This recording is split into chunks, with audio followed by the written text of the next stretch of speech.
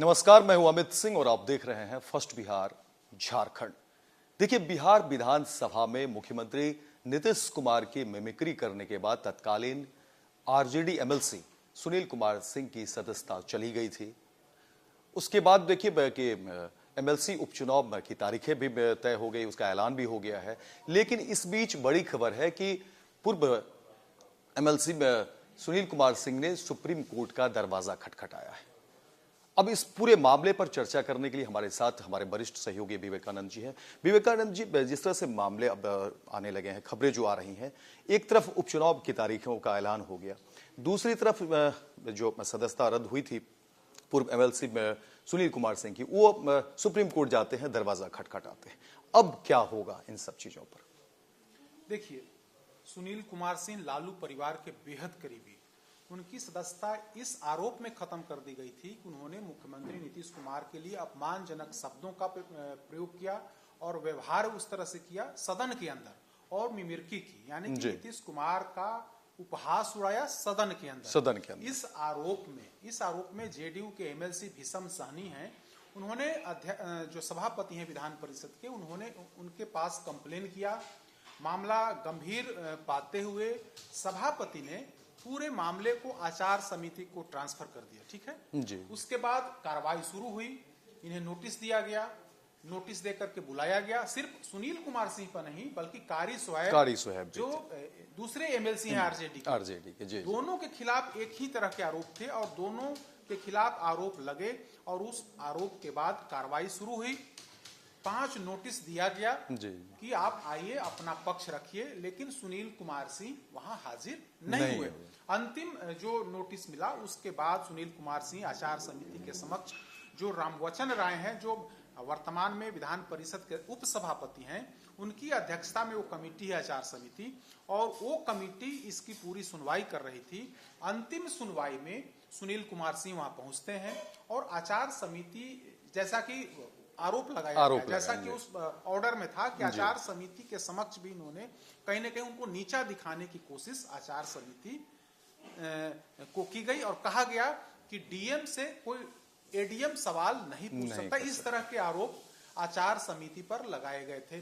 तो पूरी रिपोर्ट आचार समिति ने पूरी रिपोर्ट जो है विधान परिषद के सभापति को दिया और सुनील कुमार सिंह के लिए, और वहीं जो दूसरे कारी सोहेब उन्होंने आचार समिति के समक्ष अपनी गलती स्वीकार कर ली थी, माफीनामा दिया कि हाँ हमसे गलती हुई, अब आगे से इस तरह की बात नहीं होगी। इसके बाद उन्हें 2 दिनों का निलंबन की सजा दी गई। लेकिन सुनील कुमार सिंह का रिपोर्ट विधान परिषद के सभापति को दिया गया और विधान परिषद के सभापति ने जुलाई 2024 में ही विधान परिषद के सदन के अंदर से यह प्रस्ताव पास करा दिया कि चूंकि आचार समिति ने इनके खिलाफ में रिपोर्ट दिया है, ऐसे में इनकी सदस्यता रद्द कर दी, वो सदस्यता रद्द की जाती है। विधान परिषद से बहुमत के आधार पर इनकी सदस्यता जो है समाप्त करा दी गई। जब विधान परिषद सभापति के इस फैसले के खिलाफ ये सुप्रीम कोर्ट का दरवाजा, सुप्रीम कोर्ट में जाते हैं, सीधे सुप्रीम कोर्ट पहुंचे और सुप्रीम कोर्ट में अगस्त 2024 में इन्होंने अपील किया और उसके बाद कई सुनवाई हुई। इनकी तरफ से अभिषेक मनु सिंह भी इनकी तरफ से अदालत में पैरवी कर रहे हैं और आज महत्वपूर्ण सुनवाई हुई। और इसी बीच आप देखेंगे कि पिछले हफ्ते ही चुनाव आयोग की तरफ से खाली हुए इस सीट पर, जिस सीट से सुनील कुमार सिंह एमएलसी थे, चूंकि उनकी सदस्यता रद्द हो गई, लिहाजा उसी सीट पर चुनाव के लिए, उपचुनाव को लेकर के डेट का ऐलान हो गया। और आज यानी कि 6 जनवरी से लेकर 13 जनवरी तक इस सीट पर जो उपचुनाव हो रहे हैं उसके लिए नामांकन कर गया। और आज यानी कि 6 तारीख को सुप्रीम कोर्ट में अहम सुनवाई हुई इस मसले पर।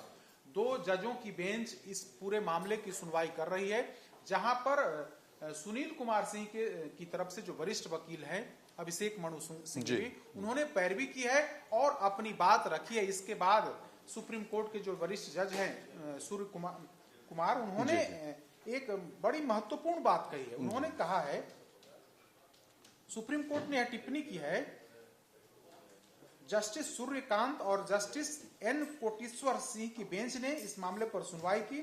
सुनील सिंह की ओर से पेश हुए अधिवक्ता अभिषेक मनु सिंघवी ने कहा, कोर्ट से कहा कि हमने अपनी सदस्यता रद्द करने पर रोक लगाने के लिए याचिका दायर कर रखी है, लेकिन इसी बीच खाली सीट पर चुनाव की प्रक्रिया भी शुरू कर दी। जैसा कि हम लोगों ने बताया कि आज से नामांकन की प्रक्रिया शुरू हो गई है और चर्चा इसी बात को लेकर सिंघवी की दलील पर जस्टिस सूर्यकांत ने कहा कि चुनाव को टाला जाना चाहिए, वरना ये याचिका ही बेमानी हो जाएगी।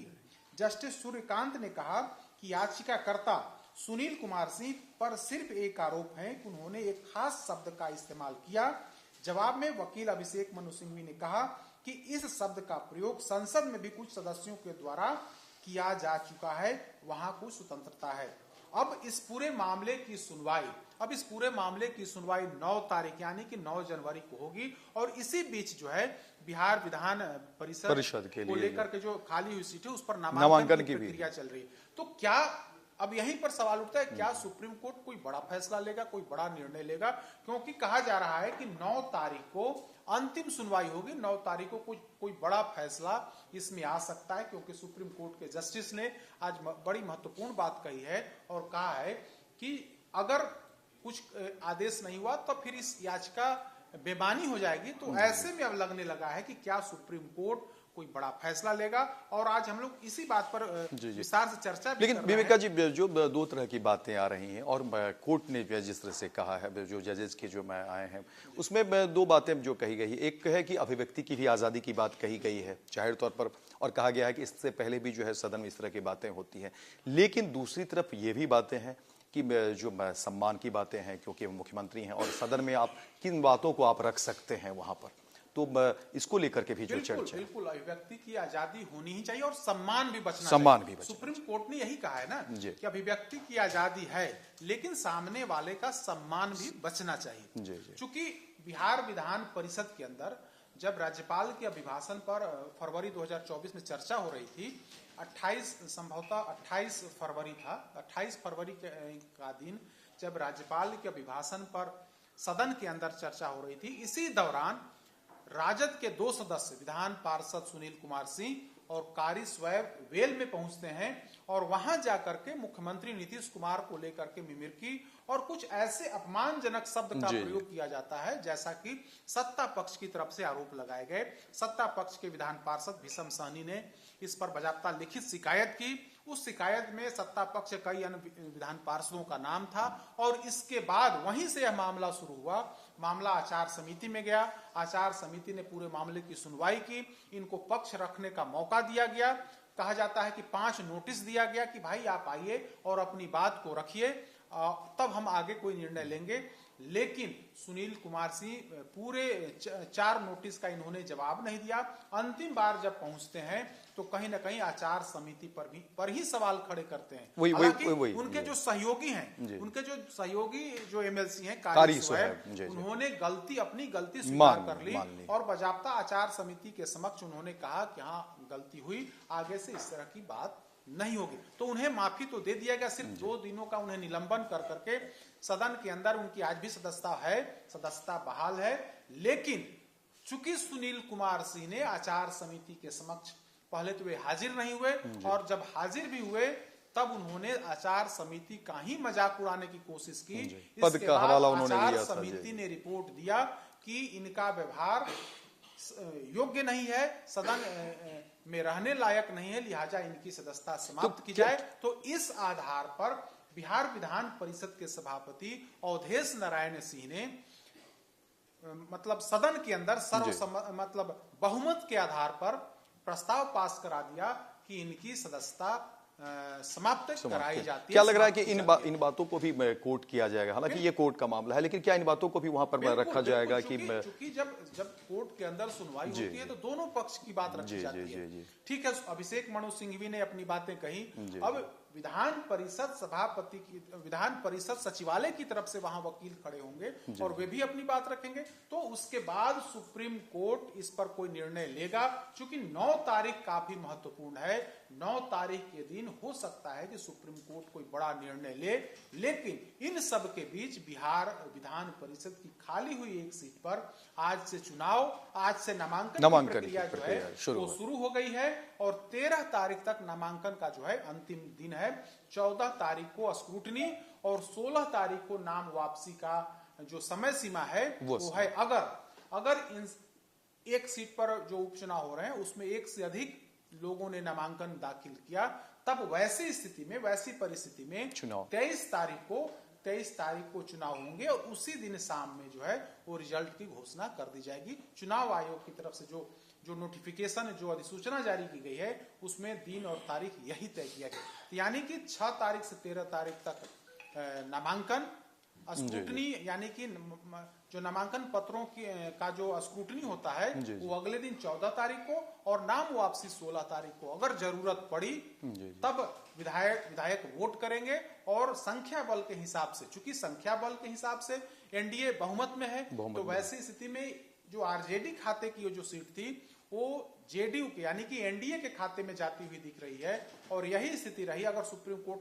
कोई रोक नहीं लगाता है या कोई डेट आगे नहीं बढ़ाता है तो निश्चित तौर पर जो समय सीमा है, अगर चुनाव की तरफ बढ़ते चुनाव होंगे और नतीजा जो है वो आ जाएगा। यानी अब तक जो सुप्रीम कोर्ट के जो फैसले हैं, अब तक जो बातें सामने आ रही हैं, उसमें कहीं न कहीं 9 जनवरी तक जो है लोगों को इंतजार करना पड़ेगा। और इसी बात की चर्चा देखिए राजनीतिक गलियारे में हो रही है, जिस तरह से लोग बातें कर रहे हैं और उसमें 2-3 बातें कर रहे हैं लोग, जो जिसकी चर्चा आपने की भी कि देखिए आरजेडी के ही जो एमएलसी हैं और उस समय माफी मांगी, जो कारी साहब की बात कर रहे हैं कि उन्होंने आरोप 2 पर लगे, दोनों पर आरोप एक ही तरह के थे। सुनवाई आचार विधान परिषद की आचार समिति ने की, एक ने अपनी गलती मान ली, दूसरे ने अपनी गलती नहीं मानी, लिहाजा उनकी सदस्यता समाप्त हो गई। इसके खिलाफ वे सुप्रीम कोर्ट गए। अब सुप्रीम कोर्ट में सुनवाई हो रही है। अब सुप्रीम कोर्ट क्या डिसीजन लेता है, यह तो 9 तारीख या हो सकता है कोई अगली तारीख भी हो जाए, लेकिन हमें 9 तारीख तक इंतजार करना होगा सुप्रीम कोर्ट के आदेश का कि आखिर सुप्रीम कोर्ट इस पूरे मसले पर क्या निर्णय लेती है। इन सब के बीच इधर जो है नामांकन की प्रक्रिया जो है शुरू है। तो देखिए विपिका जी तमाम बात बता रहे थे, क्योंकि अब उपचुनाव को लेकर के जिस तरह से तारीखों का ऐलान हो गया है कि आप जो है सो जिनको भी चुनाव में आना है वो जो है अपने नामांकन करा सकते हैं। लेकिन अब ये 9 तारीख तक जो है सुप्रीम कोर्ट ने कहा है कि 9 तारीख को फिर याचिका पर जो है सुनवाई होगी और उसके बाद, क्योंकि अभी तक जो है सो चीज़ें जो है सो लगभग दोनों बातें कही गई है कि एक तरफ जहां सुनील कुमार सिंह को लेकर के कहा गया है कि देखिए अभिव्यक्ति की अभी आज़ादी है, आप सदन में इस तरह की बातें रख सकते हैं और रख रहे थे। इससे पहले जो भी सदस्य थे वो नहीं बात रख रहे थे। लेकिन दूसरी तरफ ये भी बातें कही गई कि देखिए एक सम्मान का भी ख्याल रखना चाहिए, क्योंकि मुख्यमंत्री हैं और वो सदन है, जो परिसर है वो क्या है, किस परिसर में आप बैठ करके किस तरह की बात करते हैं। हालांकि देखिए कि जो उनके साथी भी रहे आरजेडी के एमएलसी कारी साहब, उन्होंने भी माफ़ी मांग ली। मुद्दा यही था, मामला यही था, लेकिन उन्होंने माफ़ी मांग ली और मामला अब सीधे तौर पर जो है पूर्व एमएलसी सुनील कुमार सिंह को लेकर के है। लेकिन 9 तारीख तक जो है तमाम लोगों को इंतजार करना पड़ेगा इस उपचुनाव को लेकर के कि क्या वाकई उपचुनाव में होगा या फिर जो है उस पर चुनाव के लिए किसी को इंतजार नहीं। मतलब नामांकन की प्रक्रिया जो प्रक्रिया है वो जारी रहेगी, प्रक्रिया तो जारी रहेगी। सुप्रीम कोर्ट ने ऐसा कोई रोक नहीं लगाया। तो नामांकन की जो प्रक्रिया वो जारी रहेगी, प्रक्रिया है वो जारी रहेगी। अब हम लोगों को लेकिन अंतिम निर्णय सुप्रीम कोर्ट का फैसला क्या होगा, अंतिम फैसला आने के बाद ही मतलब कहा जा सकता है कि चुनाव की तारीख आगे बढ़ेगी या क्या होगा इस पूरे विषय। 9 तारीख इस मामले में इंतजार करना होगा कि सुनील सिंह को लेकर के कोर्ट का क्या फैसला। लेकिन चुनाव आयोग ने जो आदेश नोटिफिकेशन जारी कर दिया है उसके तहत आज से, यानी कि 6 तारीख से नामांकन की प्रक्रिया शुरू और आज से शुरू है और 13 तारीख तक चलना है। 13 तारीख तक चलना है।